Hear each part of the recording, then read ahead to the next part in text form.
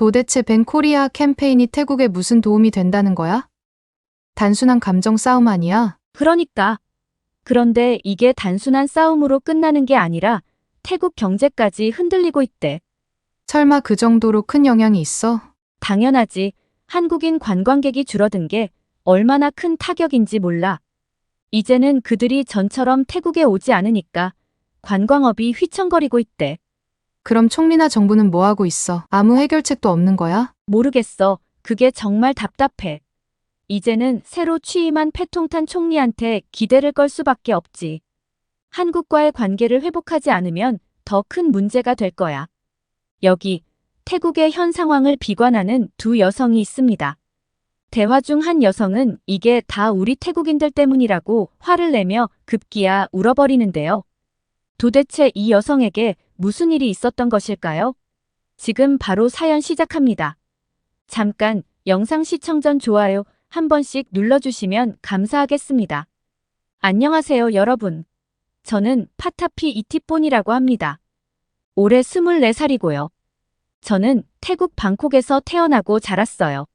현재는 학교도 다니면서 여러 아르바이트를 하고 있어요.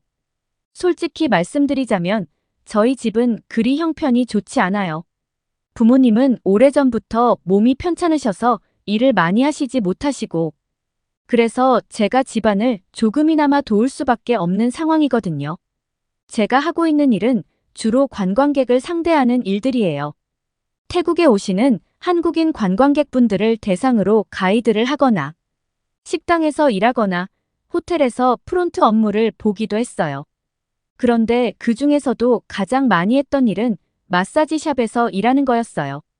방콕 중심가에 있는 마사지샵에서 매일같이 손님들을 맞이했는데 그곳은 정말 한국인 관광객들에게 인기 있는 장소였어요. 솔직히 말씀드리면 저희 가게 매출의 80%는 한국인 관광객들 덕분이었어요. 한국 분들이 한번 방문한 후에 블로그에 후기를 남겨주시곤 했는데 그 후기를 보고 찾아오는 한국 손님들이 정말 많았어요. 블로그에서 보고 왔어요 라고 하면서 찾아온 분들이 많아서 덕분에 가게는 항상 북적였죠. 사장님도 정말 기뻐하셨습니다.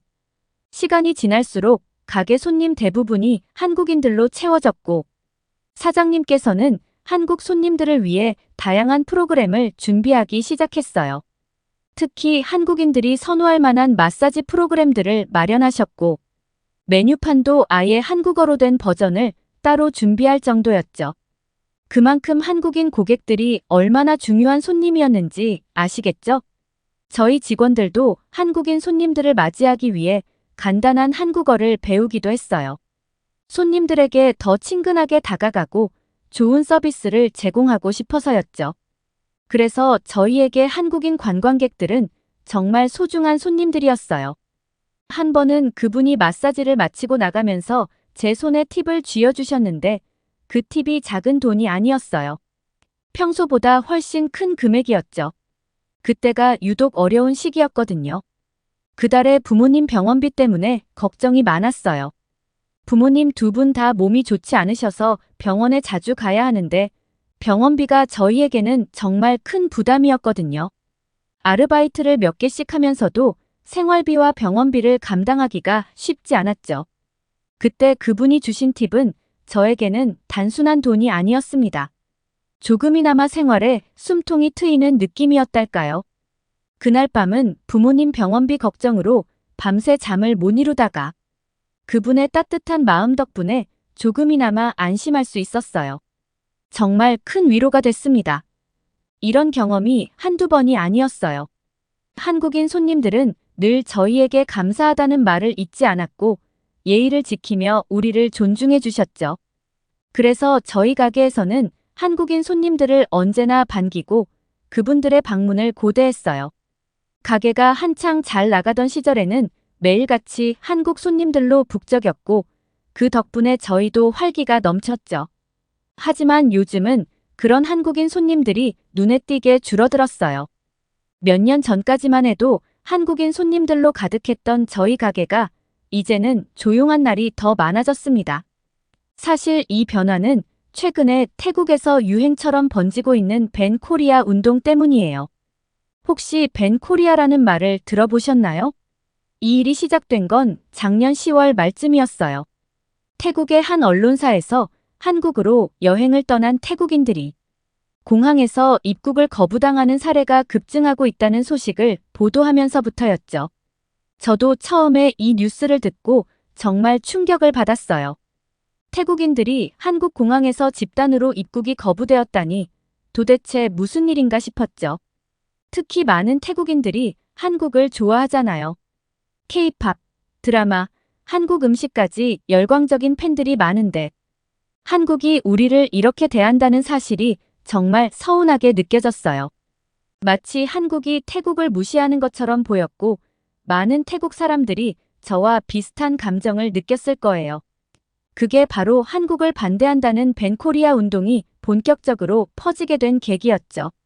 하지만 사건을 조금 더 자세히 알아보니 상황이 단순하지 않다는 걸 알게 됐어요. 한국 정부가 이런 결정을 내린 데에는 나름의 이유가 있었더라고요. 사실 한국에는 불법 체류 중인 태국인들이 상당히 많았던 거예요.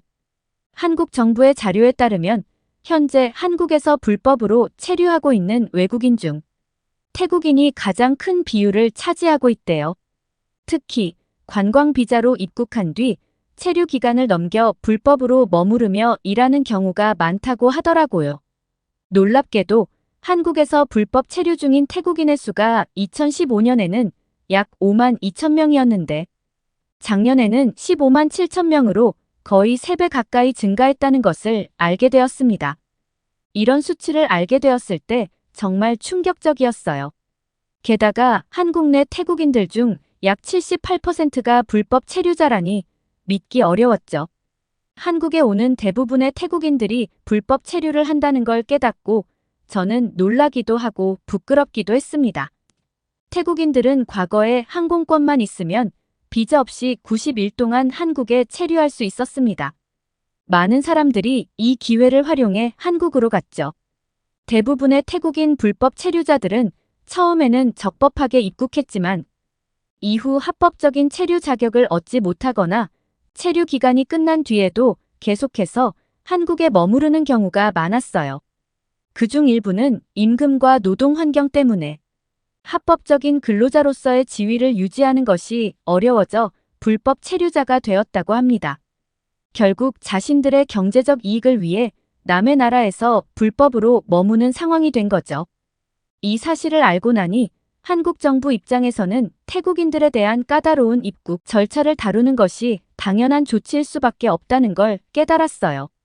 불법 체류자가 늘어나면서 범죄도 같이 증가하고 있었으니까요.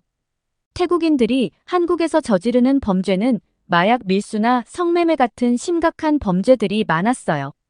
특히 한국은 마약 청정국으로 불렸는데 이런 범죄들이 한국 사회를 어지럽히는 주요 원인으로 떠오르고 있었죠.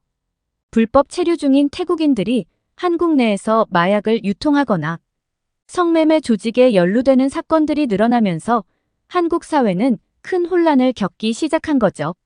얼마 전 경기도 수원에서 불법 체류 중이던 태국인이 마약을 복용하고 무등록 차량을 운전하다가 사고를 내고 도주를 시도했지만 시민의 신고로 경찰에 체포된 일이 있었죠.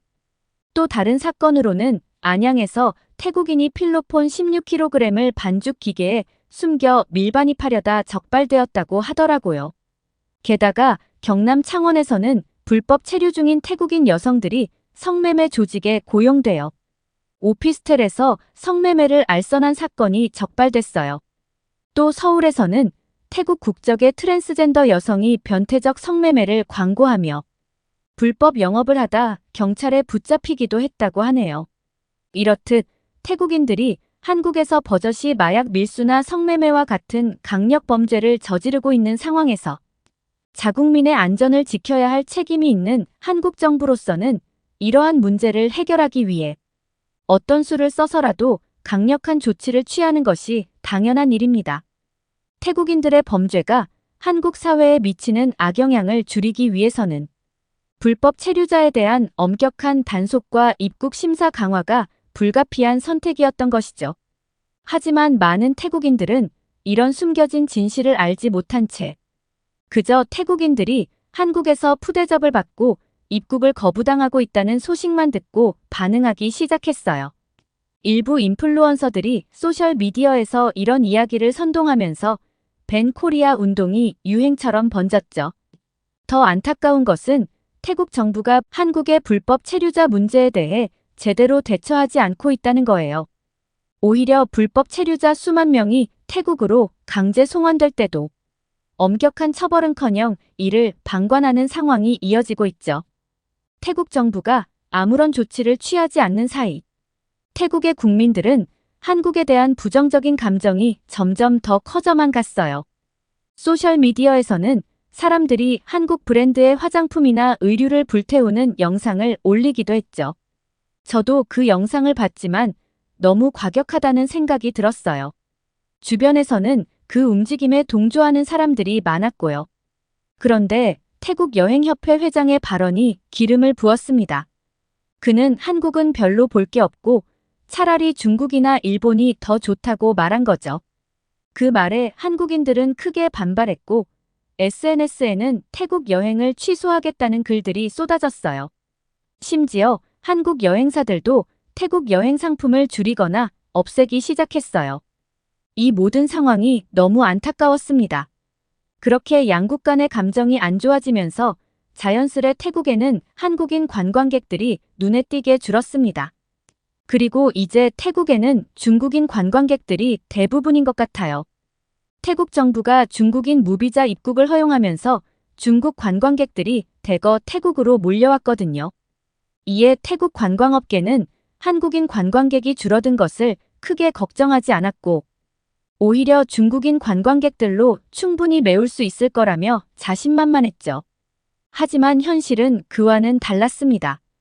기대와 달리 많은 중국인 관광객들이 태국 내에서 여러 문제를 일으켰고 서비스업 종사자들은 점점 더 힘든 상황에 처하게 되었거든요. 중국인 관광객들이 마사지 샵에서 보인 비매너 행동은 정말 극에 달했어요. 한 번은 중국인 손님이 마사지를 받고 나서 마음에 들지 않는다며 돈을 내지 않겠다고 고집을 부렸어요. 말로는 서비스가 만족스럽지 않다지만 사실 그들은 처음부터 돈을 안 내려고 작정한 듯 보였어요.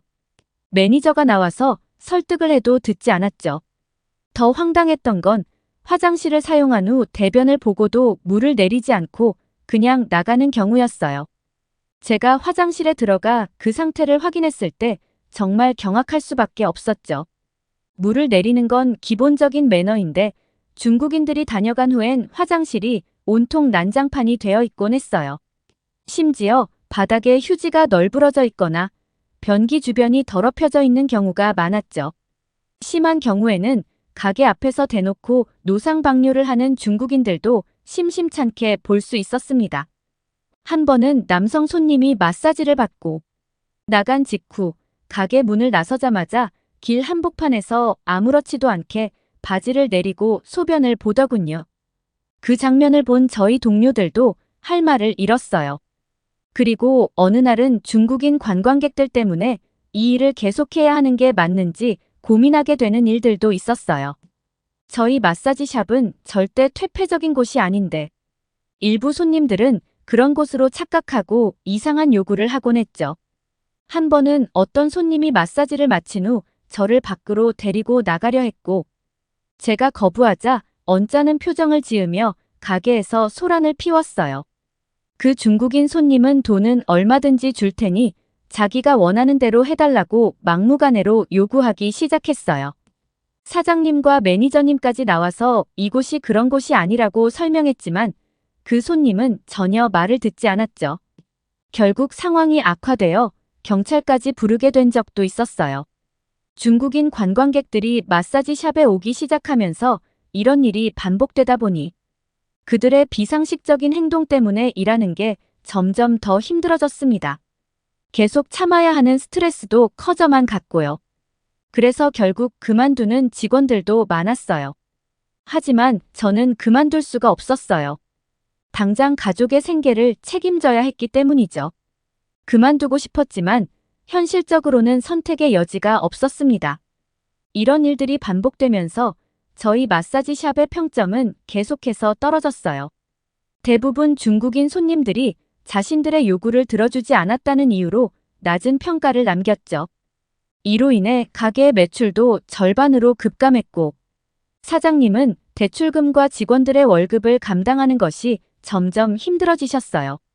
처음엔 직원을 하나둘 줄이는 선택을 하셨지만 결국에는 가게를 유지할 수 없다는 결론에 이르렀습니다. 영업을 중단하기로 결정하셨고 저 역시 직장을 잃게 되었어요. 직업을 잃으면서 수입이 급격히 줄어들었고 자연스레 저희 집안의 형편도 점점 더 어려워졌습니다. 부모님의 병원비와 생활비를 감당하는 것도 벅찼죠. 매일같이 일하던 곳이 문을 닫고 생계를 이어가기 힘들어지니 막막한 기분이 들었어요. 중국인 관광객들이 처음에 들어왔을 땐 태국의 경제에 도움이 될 거라 기대했지만 그들의 무례하고 비상식적인 행동들이 결국 가게를 무너뜨렸고 저희 모두에게 큰 타격을 준 셈이었죠. 어디서부터 잘못된 걸까요? 지금 돌아보면 한국인 관광객들이 태국에 많이 왔던 그 시절이 너무 그리워요. 그때의 한국인들을 생각해보면 태국 문화를 존중해줬고 태국 사람들에게도 항상 고마움을 표현하던 사람들이었어요. 게다가 규칙을 잘 지키며 공공장소에서도 눈살을 찌푸리는 행동을 하진 않았어요. 그런데 지금은 상황이 너무 달라졌어요. 이곳이 태국인지 아니면 중국인지 모를 정도로 중국인들이 넘쳐나고 있거든요. 중국인들은 태국에 와서 공공질서를 어지럽히고 있어요. 길거리에서 노상방뇨를 하는 것은 물론이고 아무데서나 침을 뱉거나 쓰레기를 버리는 일이 너무 빈번해요. 제 친구 민타는 식당에서 아르바이트를 하고 있는데 특히 중국인 단체 손님이 오는 날이면 정말 힘들어해요. 그들은 식당 내에서 담배를 피우는 경우도 많고 테이블 위에 음식을 흘리거나 가게를 엉망으로 만드는 일도 다반사래요. 민타는 그런 상황을 매일같이 정리해야 하니 얼마나 스트레스를 받겠어요.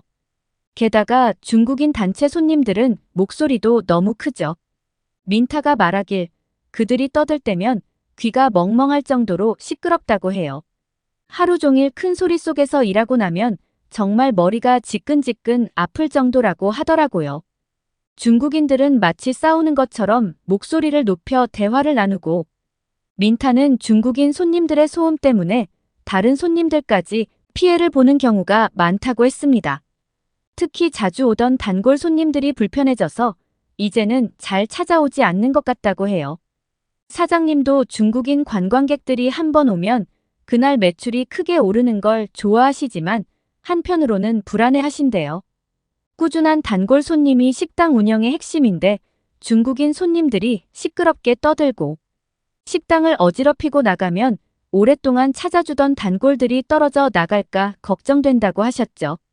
한두 번의 관광객들이야 큰 돈을 쓰고 가지만 꾸준한 손님이 사라지면 식당 운영이 어려워지기 때문에 사장님은 점점 중국인 관광객에 의존하는 것을 불안해하셨답니다. 그들이 휘집고 나간 뒤에는 언제나 정리할 게 많고 주변 상점들도 비슷한 어려움을 겪고 있대요. 이런 이야기들을 민타와 나눌 때면 한국인 관광객들이 많이 왔던 시절이 그리워진다고 이구동성으로 말하곤 했습니다. 한국인들은 항상 친절하고 우리를 존중해주며 고마움을 표현하는 사람들이었거든요. 그들은 언제나 매너 있고 정돈된 태도로 태국 문화를 존중했는데 이제는 그런 한국인들을 거의 볼 수 없게 되었어요. 민타도 저도 그때가 그립다고 느껴요. 그런데 이 모든 변화가 태국에서 유행처럼 번지고 있는 밴 코리아 캠페인 때문이라는 생각이 듭니다. 솔직히 태국에서 이렇게 반한 감정이 확산되고 있는데 한국인들이 무슨 이유로 굳이 태국을 찾아오겠어요? 태국 말고도 한국인들이 갈 만한 나라는 많죠. 요즘 한국 사람들은 태국 대신 베트남의 나트랑이나 푸꾸옥으로 많이 간다고 들었어요. 태국은 관광업에 크게 의존하는 나라잖아요. 그런데도 이런 반환 운동을 벌이는 걸 보면 정말 생각이 없는 것 같아요. 관광으로 경제를 유지하는 나라에서 손님을 내쫓는 격이니 태국 경제에도 큰 타격을 줄 수밖에 없겠죠. 이런 반환 캠페인이 지속된다면 더 많은 한국인들은 태국에 오지 않을 것 같아요. 게다가 한국인 관광객들이 태국에 큰 경제적 기여를 했던 것을 생각해보면 이렇게 관계를 악화시키는 건 정말로 위험한 선택인 것 같습니다. 한국인들은 태국이 아닌 다른 나라에서 충분히 즐길 수 있는 대체 여행지가 많고 그들이 떠나면 태국의 관광업계는 큰 타격을 입을 게 불보듯 뻔한 상황이니까요. 결국 그 피해는 고스란히 태국에 돌아오게 될 텐데 왜 이런 캠페인을 벌이는 건지 이해하기 힘들어요. 그래서 저는 요즘 소셜미디어를 거의 끊다시피 했어요. 태국 소셜미디어를 보면 밴 코리아 해시태그가 붙은 게시물들이 넘쳐나는데 그 게시물들을 보면 정말 화가 나요. 태국인들의 한국 입국 거부의 진짜 이유도 모르면서 그저 조회수나 인기를 위해 선동하는 모습이 너무 꼴보기 싫거든요. 이런 얄팍한 행동들이 우리 태국 전체에 얼마나 큰 악영향을 미치는지 모르는 것 같아서 참 철없어 보이더라고요. 그런 글을 볼 때마다 저는 화가 나서 한국 입국 거부의 진짜 이유를 알려주는 정보나 뉴스를 링크로 걸어 댓글을 달곤 해요. 제발 정신 좀 차리라는 말도 함께 적어놓죠. 하지만 그런 제 댓글은 거의 항상 삭제되더라고요. 사실을 알려주려 해도 그걸 받아들이지 않고 오히려 삭제해버리는 그 태도가 정말 안타깝고 답답하기만 합니다. 사람들이 그저 자극적인 소식만 보고 자신의 감정만으로 판단해서 태국과 한국 사이의 문제를 더 악화시키는 것 같아 속이 상해요. 소셜미디어가 얼마나 큰 영향력을 가지고 있는지 알면서도 그것을 제대로 활용하지 못하고 오히려 부정적인 방향으로 이용하는 모습이 너무 실망스럽고 씁쓸합니다. 그래서 차라리 소셜미디어를 안 보는 게 더 낫다는 생각을 하게 됐죠. 이렇게 일부 생각 없는 사람들 때문에 태국 경제가 휘청이고 저 역시 직장을 잃게 됐어요. 이제는 새롭게 일할 곳을 찾아야만 하는 상황이 되었죠. 그런데 이게 과연 저만 겪는 어려움일까요? 태국 관광업에 종사하는 많은 사람들이 비슷한 문제를 겪고 있을 거예요. 반한 감정이 태국 전체에 퍼지면서 한국인 관광객들이 줄어들고 그 여파는 고스란히 우리에게 돌아오고 있습니다. 이 문제는 개인의 문제가 아니라 태국 경제 전체에 큰 타격을 주고 있죠. 아마도 태국 사람들은 단순한 생각으로 밴 코리아 캠페인을 시작했을 거예요. 태국에서 한국에 대한 반발이 이렇게 커질 줄 몰랐고 한국 정부가 태국에 사과라도 할 거라고 기대했을지도 모르죠. 하지만 실제로는 정반대의 결과를 맞이하고 있어요. 한국 정부는 태국인 불법 체류자들에 대한 단속을 더 강력하게 진행할 예정이라고 하더군요. 이제는 이 문제를 두고 볼 수 없는 상황까지 왔다는 거죠. 제가 정말로 말하고 싶은 건 밴 코리아 같은 캠페인은 태국에 전혀 도움이 되지 않는다는 사실이에요. 지금이라도 이 캠페인을 당장 멈춰야 해요. 제가 이렇게까지 글을 쓰는 이유는 너무 답답해서입니다. 솔직히 이런 의견을 태국 내 소셜미디어에 올리면 오히려 저를 공격하는 사람들이 많죠. 그러니 차라리 여기서라도 제 목소리를 내고 싶어요. 저는 태국과 한국의 관계가 더 나빠지기 전에 우리가 이 상황을 멈추고 다시 회복하는 길을 찾아야 한다고 생각해요. 이건 단순한 감정 싸움으로 끝낼 문제가 아니고 국가적인 경제 문제로 이어질 수 있는 심각한 사안이니까요. 사실 한국 분들은 이 사안에 대해 별로 크게 생각하지 않을 것 같습니다. 한국 입장에서는 전혀 아쉬울 게 없으니까요. 태국인들이 한국에 와서 돈을 쓰는 것보다 한국에 불법 체류하며 세금도 내지 않고 돈을 벌어가니 이는 한국 입장에선 사실상 외화를 유출하는 것과 다름없죠. 솔직히 한국 입장에서는 불법 체류 중인 태국인들을 추방하는 것이 경제적으로나 사회적으로 좋은 일일 거예요. 그래서 저는 태국 정부가 이 문제에 대해 깊이 유감을 표하고 이를 지혜롭게 해결해 나갔으면 좋겠어요. 불법 체류 문제를 방치하지 않고 오히려 적극적으로 해결하는 것이 태국과 한국의 관계에도 긍정적인 영향을 미칠 테니까요. 한간에는 태국이 한국보다는 일본과 더 친교가 있다고들 하더군요. 하지만 솔직히 일본이 태국에 얼마나 큰 이익을 주고 있는지는 저는 잘 체감하지 못하겠어요. 태국과 한국의 관계가 악화되는 상황에서 일본과의 친교가 얼마나 도움이 될지 의문이 들 정도거든요. 그러니 제발 태국인들의 불법 체류에 대한 문제를 태국 정부에서도 진지하게 받아들이고 합리적인 해결책을 모색했으면 좋겠어요. 최근에 태국의 정치에는 큰 변화가 있었어요. 총리였던 세타 타위신이 해임되고 탁신 친나왓 전 총리의 딸인 패통탄 친나왓이 새로운 총리로 임명되면서 태국의 새 내각이 출범하게 되었거든요. 전 총리였던 세타 타위신은 한국이 태국인들의 입국을 거부하는 상황에 대해 그저 유감을 표현했을 뿐 실질적인 해결책을 제시하지 않았어요. 그로 인해 문제는 점점 악화되었고 한국과 태국의 관계도 서서히 멀어졌죠. 그래서 저는 새롭게 취임한 패통탄 친나와 총리가 이 문제를 해결해 주길 간절히 바라고 있어요. 태국과 한국은 오랜 시간 서로에게 중요한 파트너였고 저는 그 관계가 다시금 예전처럼 회복되길 희망하고 있습니다. 무엇보다 한국인 관광객들이 다시 태국을 찾아 우리가 사랑하던 그 활기찬 태국의 모습을 되찾을 수 있기를 간절히 바라고 또 바라고 있습니다. 오늘의 사연 어떠셨나요? 오늘의 사연이 좋으셨다면 구독과 좋아요를 눌러주세요. 여러분의 구독과 좋아요는 영상 제작에 큰 힘이 됩니다. 끝까지 시청해주셔서 감사합니다. 더욱더 감명 깊은 사연으로 찾아뵙겠습니다.